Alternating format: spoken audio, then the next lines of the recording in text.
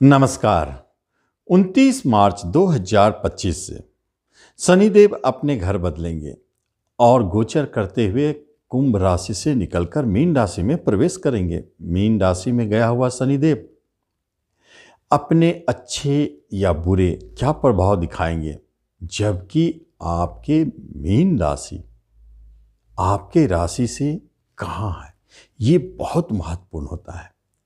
क्योंकि जब हम देखते हैं राशि फल के माध्यम से तो उसका प्रभाव अलग होता है, लेकिन लग्न फल उसका प्रभाव अलग होता है।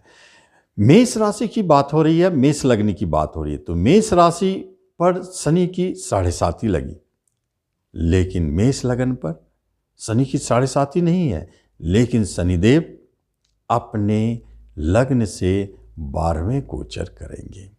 अब अपने लग्न से 12वें गया हुआ शनिदेव आपके ऊपर क्या अशुभ क्या शुभ प्रभाव डालेंगे, ये महत्वपूर्ण हो जाता है। आने वाले समय में जैसे ही 29 मार्च को शनिदेव मीन राशि में प्रवेश करेंगे, जो मेष लग्न वाले हैं उनके लिए 3 घर एक्टिवेट हो जाएगा, और चौथा जहां स्वयं शनिदेव बैठे हैं वह, ये चारों घर पर शनिदेव का प्रभाव पड़ेगा। वो चारों घर क्या है और क्या करेंगे, अच्छे या बुरे, इसका स्वतः आपको पता चलने लगेगा। उससे पहले आपसे एक निवेदन है कि आप इस चैनल पर पहली बार आए तो इसे सब्सक्राइब भी करें और बेल आइकन भी प्रेस करें। खर्चा घर 12वां होता है, तो इसका अर्थ है कि कहीं न कहीं कोई बड़े खर्चे का संकेत बना हुआ है। बाहर जाने का घर, विदेश घर, ये भी 12वां घर को शो करता है। इसका मतलब है कि मेष वालों के लिए शनिदेव विदेश जाने के योग बना देते हैं। स्वयं शनिदेव कर्म और इनकम के मालिक है।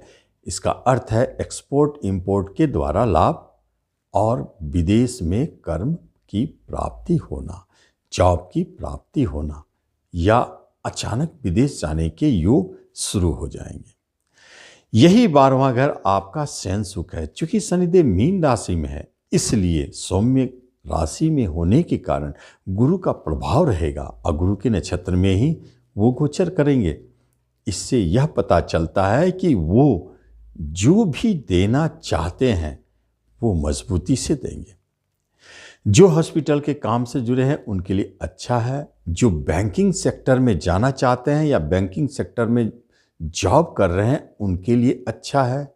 जो होटल खोलना चाहते हैं, रेस्टोरेंट चलाना चाहते हैं, भोजन से जुड़े काम करना चाहते हैं, उनके लिए शनिदेव अपना इंडिकेशन दे चुके हैं कि यहाँ कुछ न कुछ होने वाला है।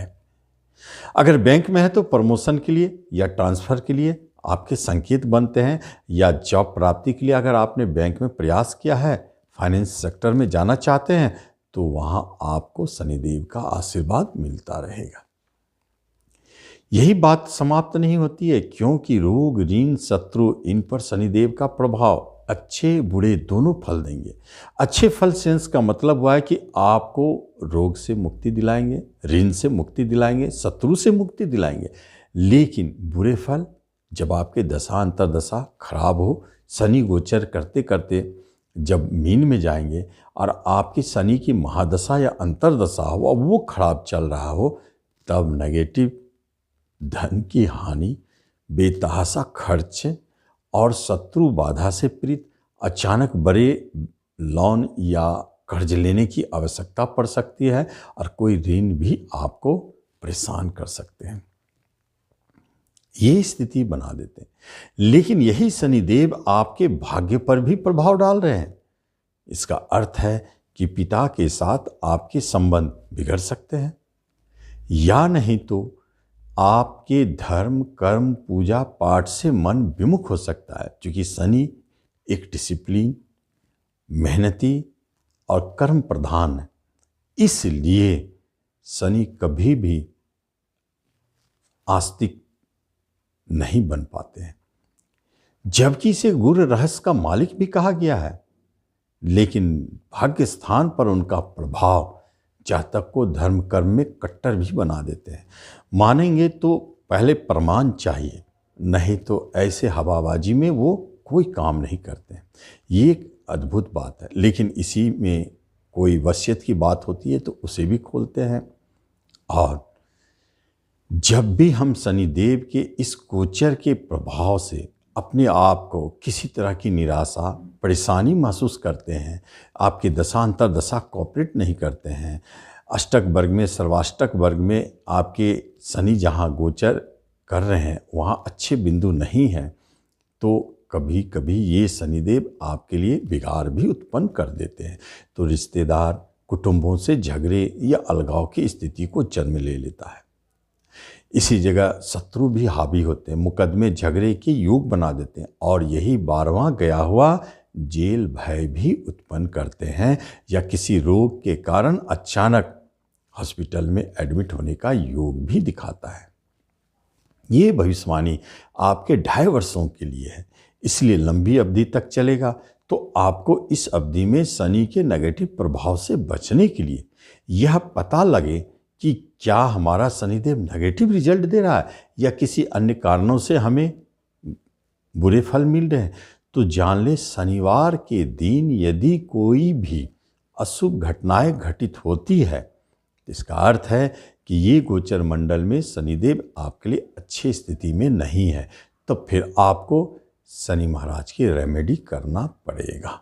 तो मेष वालों को क्या करना चाहिए? 12वां घर यह मोक्ष का घर है।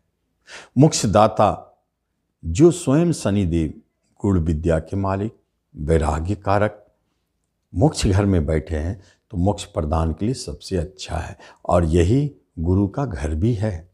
और यही आपके लिए इंडिकेशन देता है कि जो भी आपके गुरु है उनकी सेवा करना आपके लिए एक अच्छा उपाय है। दूसरी बात, मंदिरों में जा कर के शनिदेव जो है वो कहते हैं कि मंदिरों में जाके मंदिर के पास बैठे हुए गरीब भिखारियों को अगर नमकीन भोजन बांटते हैं, भंडारा करते हैं पूरी सब्जी का या खिचड़ी का, तो आपको अच्छे रिजल्ट दे जाते हैं। यह संभव नहीं है तो फिर 12वें घर का शनिदेव का उपाय क्या किया जाए जो अच्छे प्रभाव दे? तो मोक्ष के लिए मंत्र जाप, अनुष्ठान या ध्यान, योगा, इन सब चीज़ों की जरूरत पड़ती है। गुरु प्राप्ति करना, यदि आप गुरु दीक्षा लेते हैं, उसका मंत्र जपते हैं, तो वो भी बहुत अच्छा रिजल्ट दे जाएगा। तो इस तरह मेष वाले इसका आप लाभ भी लेंगे और आपको इसका फल भी दिखना शुरू हो जाएगा। 29 मार्च 2025 के बाद जैसे जैसे एक एक दिन आगे बढ़ता है, शनिदेव अपने 0 डिग्री से जैसे आगे बढ़ते चले जाते हैं, वैसे वैसे आपके जन्म कुंडली के अंदर में उतार चढ़ाव दिखना शुरू हो जाता है, जिसमें खास तौर पर 29 मार्च 2025 से लेकर के 18 मई 2025 के बीच में आप एक बात स्पष्ट जान ले, इस अवधि में राहु शनि की युति है जो आपके लिए कुछ कठिन है, अनएक्सपेक्टेड घटनाओं को जन्म देने वाला। अचानक झगड़े विवाद पैदा होना, अचानक जेल का भय, अचानक मुकदमा शत्रु हावी हो जाना, अचानक रोग का भय, अचानक हॉस्पिटल में भर्ती हो जाना, अचानक कोई बड़ी खर्च निकल जाना या धन की हानि हो जाना, ये सारे चीज़ों को दिखाने लगते हैं। इसलिए इस अवधि में कम से कम गरीब भिखारियों को नमकीन भोजन खिलाना आपके लिए अच्छा रहता है। तो इस तरह आप इस राशिफल का जरूर लाभ लें। धन्यवाद।